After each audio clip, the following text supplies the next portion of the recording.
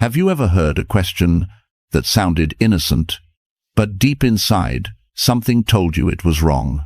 A gentle tone, a harmless smile, and yet the moment you answered, you realized you had just stepped into a game you could never win. This is the art of the liar. They don't just lie with words, they lie with questions. And if you can't see through the disguise, you'll get trapped doubting yourself, apologizing for things you never did, until you start fighting against yourself instead of them. The ancient Romans knew this well. Seneca, Epictetus, Marcus Aurelius, they warned us. A liar rarely attacks head-on. They plant tiny seeds of doubt, and then they wait for you to destroy yourself. 2,000 years later, the tactic hasn't changed. It's only become more subtle. In today's video, we'll break down the 5 most dangerous questions liars ask to manipulate and control you. More importantly, I'll show you how the Stoics would respond calmly, clearly, unshakably. And by the end, you'll have the tools to ensure you'll never be anyone's pawn again. So, stay with me until the end. And if you find value here, consider subscribing, not for me, but for yourself, so you never miss the next lesson that could sharpen your mind and strengthen your spirit. Question 1. Why are you being so sensitive? At first, it sounds harmless, almost like concern, but don't be fooled. This is the very first bullet fired by the gaslighter, because hidden inside that question is not curiosity, it's accusation. What they're really saying is, you're weak. You're imagining things. The problem isn't me, it's you. Pause for a moment. Think back. Have you ever been in a relationship where the moment you pointed out something wrong, you were brushed aside with a laugh? Oh, you're just too sensitive. Or maybe at work, you questioned the ethics of a decision, only to hear, don't overreact. It's just business. That's not concern. That's a weapon. Because what they're trying to do is strip you of your greatest defense, your awareness. They want to take your sensitivity, which is really a radar for danger, and twist it into a weakness. Seneca once wrote, "We suffer more in imagination than in reality." Manipulators know this. They plant seeds of doubt in your imagination until you begin to question yourself, until you start believing you're the problem. But here's the truth. Sensitivity is not weakness. Sensitivity is awareness. The person who feels deeply often sees the cracks in the wall, long before anyone else notices. A financial analyst who spots small inconsistencies in the books, mocked as paranoid, but later proves a multi-million-dollar fraud. A wife who senses a subtle change in her husband's behavior, dismissed as overreacting, only to discover the betrayal months later. In both cases, sensitivity was not a curse. It was the early warning system. So what would a Stoic do? Marcus Aurelius once said, "If someone can prove me wrong and show me my mistake, I will gladly change, for it is truth that I seek, not victory." A person who truly values you will never shame your awareness. Only those hiding something fear your perception. So next time someone throws the line, "Why are you being so sensitive?" Don't get angry. Don't defend. Simply look at them and calmly reply, "I'm not being sensitive. I'm being observant. Does that make you uncomfortable?" One sentence, and you'll watch as the mask begins to slip. Question 2. You trust me, right? It sounds so gentle, so innocent. But beneath the surface, this is not a question. It's a trap. Because anyone who demands trust instead of earning it has already revealed their hand. Think about it. A trustworthy person doesn't need to ask for your faith. Their actions speak louder than words. Day after day, consistency builds trust. But when someone looks you in the eye and insists, "You trust me, right?" what they're really saying is this: don't think, don't question, just hand me the keys to your mind. Epictetus warned us, It is impossible for a man to learn what he thinks he already knows. Liars understand this truth. They use that question to shut down your curiosity, to make you feel guilty for being cautious, to convince you that asking for proof makes you disloyal. But caution is not betrayal. Caution is wisdom. Think of the business partner who won't show you the numbers, but leans in and says, "Trust me." Or the lover who hides their phone, yet repeats, "Don't you trust me?" They're not building trust. They're demanding blind faith. And blind faith is the breeding ground of betrayal. So how would a Stoic respond? Not with panic, not with defensiveness, but with calm detachment. This is apatheia, the Stoic discipline of not letting emotion override reason. When faced with the words, "You trust me, right?" Pause, breathe, and reply. Trust is earned through consistency. Are you asking me to ignore my judgment? That single line flips the entire frame, because now the spotlight is on them, not on you. A liar will stumble, change the subject, or lash out. But a person of integrity, they won't be offended. They'll simply keep showing you, through their actions, that they are worthy of trust. Remember, trust is not a gift handed out under pressure. It is a fortress built stone by stone, through time, truth, and consistency. And the Stoic never forgets. To give away that fortress too quickly is to surrender your peace. Question 3. Are you accusing me of something? This one is clever. It looks like a simple question, but it's actually a shield, a way to flip the frame and put you on trial. Here's how it works. You raise a concern. You notice something doesn't add up. You ask a question, and suddenly, instead of answers, you get a sharp counterattack. Wait, are you accusing me of something?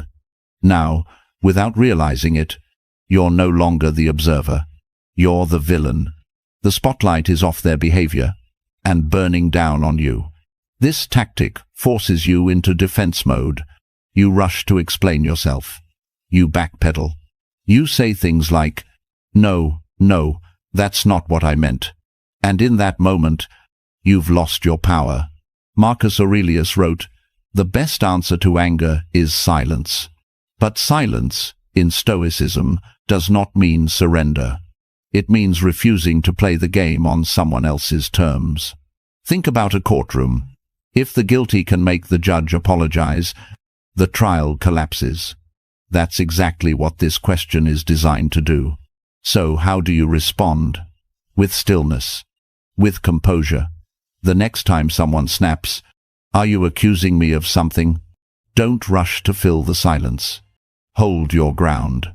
Maintain eye contact. Wait 2, maybe 3 seconds.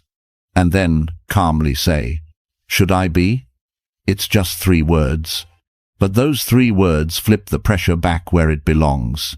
They pierce the mask. Because liars expect panic. They never expect power. Real-world examples. A boss confronted about missing funds. "Are you accusing me of stealing?" A partner questioned about secrecy. "Are you accusing me of cheating?" In both cases, the goal is the same: to turn your search for truth into an attack you must defend. But the Stoic refuses to be baited. He knows that truth does not panic. And wisdom does not apologize for observation. Remember this: the one who asks, "Are you accusing me?" is often revealing more than they realize. Question 4. Would I ever lie to you? This one is poison wrapped in velvet. It sounds tender, almost wounded, as if you've insulted them simply by doubting. But ask yourself this: why would someone need to ask such a question unless they already sensed you were close to the truth? Would I ever lie to you is not really a question. It's theater. It's a performance designed to paint them as noble, and you as cruel for even imagining otherwise. It's not about honesty. It's about guilt. Because if they can make you feel guilty for doubting, you'll stop asking. You'll silence your instincts, and you'll hand them exactly what they want. Blind trust. But the Stoics remind us, truth is never offended by scrutiny. Seneca wrote, "If it is not true, do not say it. If it is not right, do not do it." A person of integrity doesn't need to convince you they're incapable of lying. They let their actions speak, day after day, without fanfare. Think about real life. The partner who hides their messages, then says, "Would I ever lie to you?" The colleague who dodges accountability, but insists, "Come on, would I really lie?" The more they plead innocence, the more you should question what lies beneath. So how would a Stoic respond? Not by taking the bait, not by scrambling to reassure. Instead, with calm clarity. The next time someone asks, "Would I ever lie to you?" Pause. Let the silence work. And then reply, "That's not the question. The question is, would I know if you did?" In that instant, you shift the power. Because liars thrive in fog. They want you blinded by doubt. But your response switches on the floodlight. And once the light is on, the shadows can no longer hide them. Remember, honest people don't fear questions. Only liars do. So, never confuse a performance of innocence with the reality of truth. Question 5.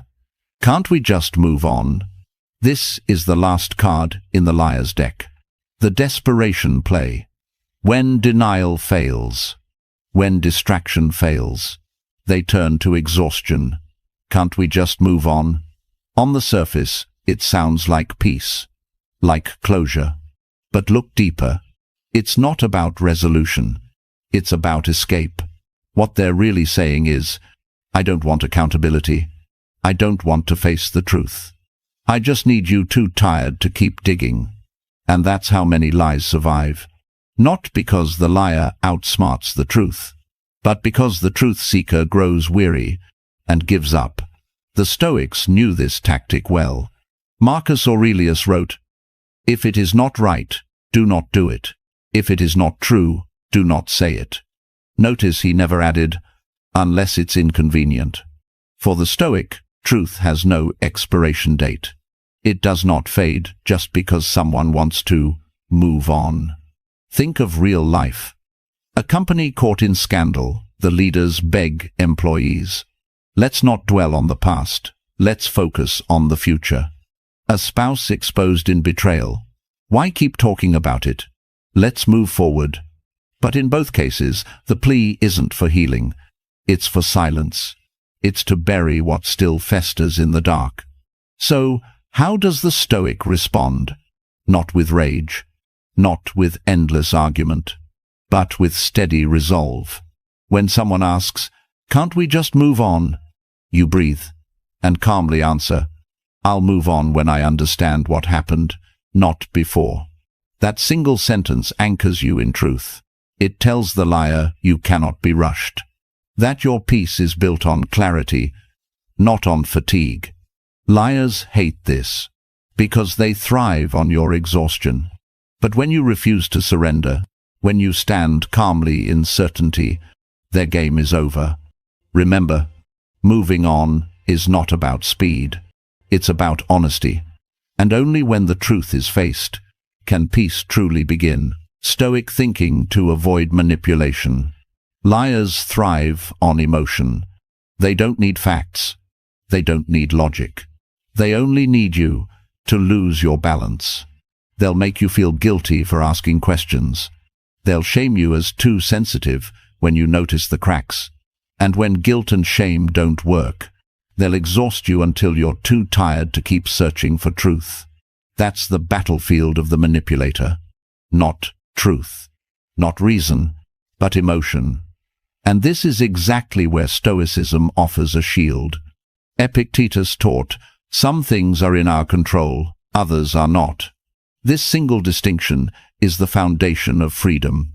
When you know what belongs to you and what doesn't, you cannot be enslaved by their tactics. So, when they try to guilt you, remember, their feelings are not your responsibility.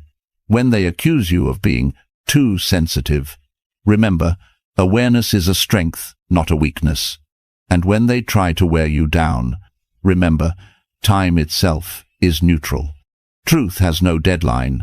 The Stoic doesn't react at the liar's pace. He observes. He breathes. He chooses his response with precision, as if holding the sword of reason steady in the middle of chaos. Imagine standing in a storm. Winds howl, rain lashes, thunder roars, but inside you remain unmoved. That's the Stoic state of mind. Calm when others lose control. Clear when others are blinded. Because here's the secret manipulators never expect. Their greatest weapon only works if you give them your reaction. Take that away, and the weapon shatters in their hands. The Stoic knows. Silence can be strength. Observation can be power. Detachment can be liberation. So the next time someone tries to twist your perception, don't rush. Don't panic. Simply ask yourself, is this within my control or outside of it? And with that single question, you reclaim your freedom. Calm, clear, unshakable. That's how Stoic thinking breaks every chain of manipulation. Conclusion. You now know the 5 dangerous questions liars use to manipulate. Each one is a move on the chessboard. Each one is a trap, but you are no longer a pawn. You are the player. The Stoic does not need to shout. He does not need to rage. He simply sits steady, gazes into truth, and lets the liar reveal themselves. Seneca, Epictetus, Marcus Aurelius. They all knew the same reality. The man who sees clearly is dangerous, not because he is violent, but because he cannot be controlled. So remember, you are not cruel for having standards. You are not harsh for seeking truth. You are not weak for noticing deception. You are awake. And in a world of shadows, the awake are feared. Choose clarity. Choose reason. Walk as a Stoic warrior, calm, observant, unshakable. If this message speaks to you, tap like, subscribe to the Stoic Habit, and share it with someone who needs it. And in the comments, write just 3 words: I choose clarity.